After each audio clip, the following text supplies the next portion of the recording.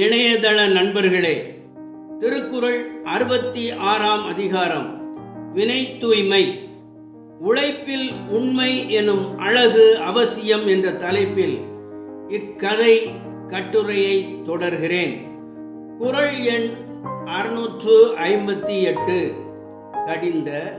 கடிந்து ஒரார் செய்தார்க்கு அவைதாம் முடிந்தாலும் பிழை தரும், ஒரார் செவி சாய்க்காதார்.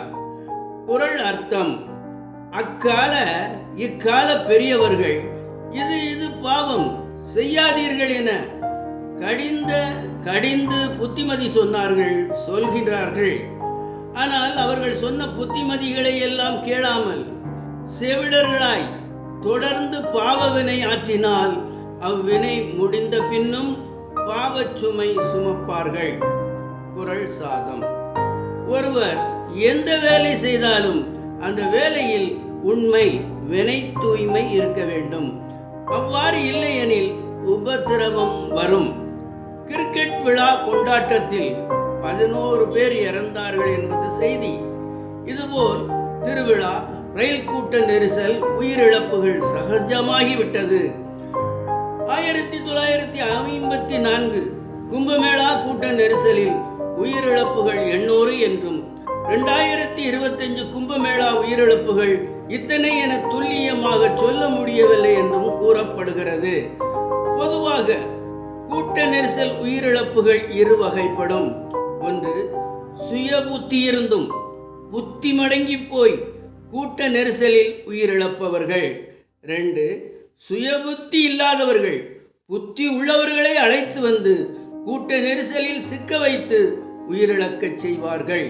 இது எல்லாம் தற்கொலைக்கு சமமாகும். கொலையாய் முந்திரிக்காய் என பாடி கூட்டம் சேர்ப்பது உயர்தரம். ஆனால் கூட்டமாய் கும்மிட்டிக்காய்கள் என பாடி கூட்டம் கூடுதல் கீழ்த்தரம் எனப்படும். பாபநாசம் சென்று குளித்தால் அது வினை தூய்மை. ஆனால் பாவநாசம் பஞ்சமா பாதகம் குளித்தால் அது வினை தூய்மை எனப்படாது. உயிரிழப்பு இல்லா கூட்ட இன்ப கீதம் பாட நவீனகால சிந்தனை கண்ணோட்டம் மிகவும் அவசியம். குறள் நீதி கதை. அரபிக்கடலோரம் ஒரு கிராமம், பெயர் அத்திப்பட்டி. அவ்வூரில் ஒரு அம்மணி இருந்தாள். அவள் பெயர் செல்லத்தாய், வயது 25.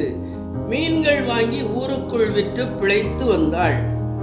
அந்த ஊரில் செல்வராசு, வயசு 27, மீன்களை வைத்து வியாபாரம் செய்து வந்தான். இந்த இருவருக்கும் காதல் மலர கதை கல்யாணத்தில் முடிந்தது. 4 வருடங்கள் கடந்தன. செல்லத்தாய் நிறைமாத கர்ப்பிணியானாள். செல்வராசு நிறைமாத குடிகாரனாக மாறினான். செல்லத்தாயின் பிரசவ நாளை டாக்டர் அம்மா மருத்துவ குறிப்பேட்டில் எழுதி கொடுத்திருந்தார். அந்த நாளும் வந்தது. என்னங்க, ஆஸ்பத்திரிக்கு போகணும், வாங்க என அழைத்தாள் செல்லத்தாய். அதற்கு பக்கத்து விட்டு அண்ணத்தாயை அழைத்து போ, நான் அந்த கடைக்கு போகணும் என சொல்லி கடமை தவறினான் செல்வராசு. இரவு 1 மணி அளவில் மூக்கும் மொழியுமாக அழகான ஒரு பெண் குழந்தை பிறந்தது. அப்போது அவளுக்கு ஒரு தகவல் வந்தது. உன் கணவன் குடித்துவிட்டு அரை நிர்வாணமாக தெருவில் கிடக்கிறான் என பக்கத்து வீட்டு அருணகிரி சொல்லிவிட்டு போனான். காலை 8 மணிக்கு உன் கணவன் இறந்து விட்டான் என்ற இன்னொரு தகவலும் வந்தது. பட்டகாலில் படும் என்பது இதுதானோ? எப்படியோ தனது மகளுக்கு தங்கத்தாய் என பெயரிட்டு கொஞ்சி மகிழ்ந்து ஆளாக்கினாள். இப்போது தங்கத்தாய்க்கு வயது 10. 5ஆம் வகுப்பு முடித்து 6ஆம் வகுப்பு செல்ல வேண்டும். பள்ளி மாற்று சான்றிதழ் வாங்கி ஆயிற்று. ஏழைகளின் சொர்க்கம் அரசு பள்ளிதானே. தங்கம், நாளைக்கு 8 மணிக்கு பள்ளிக்கு செல்ல வேண்டும், ரெடியாயிரு என சொல்லிவிட்டு ஏதோ ஒரு மனக்கலக்கத்துடன் பாயில் படுத்தாள் செல்லத்தாய். மறுநாள் காலை சூரியன் உதித்தது. தங்கத்தாய்க்கு 6ஆம் வகுப்பு செல்ல போகிறோம் என்ற மட்டற்ற மகிழ்ச்சி. 8 மணிக்கு ஒரு தண்டோரா சப்தம். நம்ம ஊரு ஜமீன்தார் இலவசமாக சேலை கொடுக்க போறாரு, வாங்கம்மா வாங்க என சொல்லி போனான் ஒருவன். ஏழை செல்லத்தாயின் மனம் தடுமாறியது. தங்கம், மதியம் உன்னை பள்ளிக்கு அழைத்து செல்கிறேன் என சொல்லிவிட்டு ஜமீன்தார் வீட்டை நோக்கி நடக்க ஆரம்பித்தாள் செல்லத்தாய். ஜமீன்தார் 500 சேலைகள் வாங்கி வைத்திருந்தார். ஆனால் 5000 பெண்கள் அவர் முற்றத்தில் கூடினார்கள். எனக்கு உனக்கு என கூட்டம் அலைமோத கூட்ட நெரிசலில் சிக்கி 50 பெண்கள் இறந்து போனார்கள். அதில் செல்லத்தாயும் ஒருவர். அம்மா எப்ப வரும், பள்ளிக்கு போகணும் என தனது இரு கன்னங்களில் கை வைத்து வாசலில் உட்கார்ந்து வடக்கு நோக்கி பார்த்து காத்து நின்றாள். பாவம், அனாதையான தங்கத்தாய். குறள் பிரசாதம். வினை தூய்மை என்பது 3 வகைப்படும். 1 உடல் தூய்மை, 2 உள்ள தூய்மை, 3 சுற்றுப்புற தூய்மை. ஒருவர் தூயவராவதும் தீயவராவதும் அவரது இந்த 3 அம்சங்களில் தான் இருக்கிறது.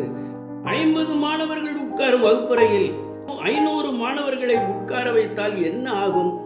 அதுபோல் விழா என்ற பெயரில் பல கோடி மக்கள் ஒரு நகரத்தில் நுழைந்தால் அந்த நகரம் இயற்கை உபாதைகளில் மாசுபட்டு திணறாதா? நோய் தொற்றும் விபத்தும் வராதா என்ன? சதுரத்தின் பரப்பளவு பக்கம் இண்டு பக்கம் என்பது போல் கூட்டத்தின் பரப்பளவு திட்டம் இண்டு சட்டம் என்ற சூத்திரம், அதாவது உபாய மந்திரம் கண்டால் தான் உயிரிழப்புகள் வராது. பக்த கோடிகள் விபத்தின்றி நிம்மதியாக நகரத்தை விட்டு கடந்து செல்வார்கள். கூரை ஏறி கோழி பிடிக்க தெரியணும் என்பார்கள் நம் முன்னோர்கள். ஆம், ஒரு விழாவை வினை தூய்மையுடன் நடத்தவும் தெரியணும். இனியாவது கூட்ட பரப்பளவு சூத்திரம் கண்டு கூரையாவது ஏறுவார்களா? கூட்ட நெரிசல் உயிரிழப்புகளை தடுப்பார்களா? வினை தூய்மை அவசியம். கவிஞர் சுப்ரத்னவேலு BA, திருக்குறள் திருவுரை ஆசிரியர்.